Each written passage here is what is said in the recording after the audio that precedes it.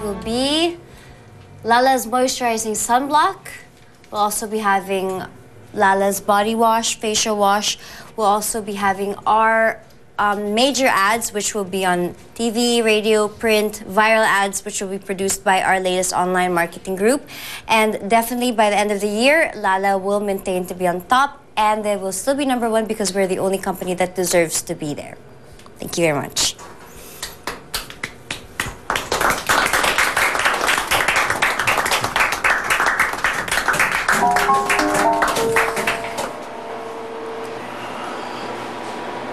Pabayaan mo muna kaya. Ayaw kong harapin eh. Hindi sinasagot yung mga text mo. Pati yung tawag mo, hindi sinasagot. Ayoko, okay? Hindi ako titigil hanggat hindi kami nagkakaayos ni Diana. Hindi ko naman sinabi na hindi kayo mag-ayos. Just give time, tulad ng request ni Diana. Ayoko nga. Ayokong wala ako sa tabi niya habang pinag-iisipan niya lahat ng to. I want to be there to explain everything, to explain my side. Ayokong isipin na niloko ko lang siya. Hindi nga ba? Ano naman yung pinagsasabi mo, ha? Josh, have you asked yourself kung bakit ginagawa mo itong paghahabol mo kay Diana? Para ba talaga i-save ang relationship niyo? O para i-save ang sarili mo? Alam mo, ikaw kung wala kang magandang sasabihin, huwag ka na lang magsalita.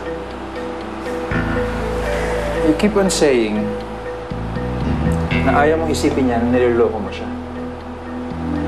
Ibang-iba noon kay Natasha ang nagkagulo noon, di ba? You were broken-hearted then. Pero ngayon, bakit napaka-aggressive mong patunayan na inosente ka? Eh, ano naman ang masama doon? Di ko itong nabibring up tungkol kay Natasha, okay? Ayoko lang nangyari na.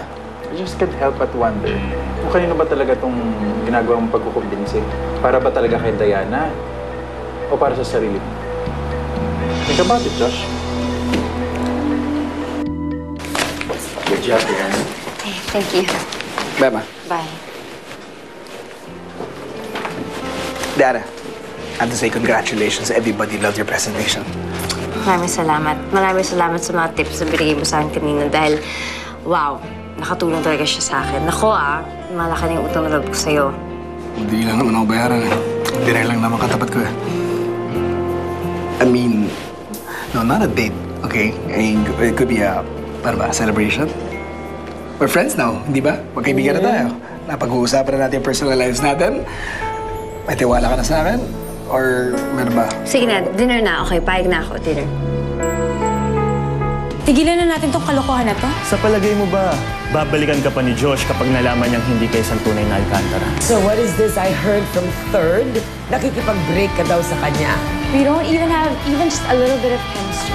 Baka ikaw ang hindi nag-iisip. What did you do this time? Ano ba yung sasabi mo? Inigo was in such a bad mood last night at alam ko, ikaw lang ang pwedeng dahilan nun dahil ikaw lang ang tangat dito sa opisinang to eh. Inigo stupid at lalabas ang pangalan mo. Nangyari na yung kinatakutan ko. Hindi ko alam kung paano nila nakuha yan, but this is a big story for them.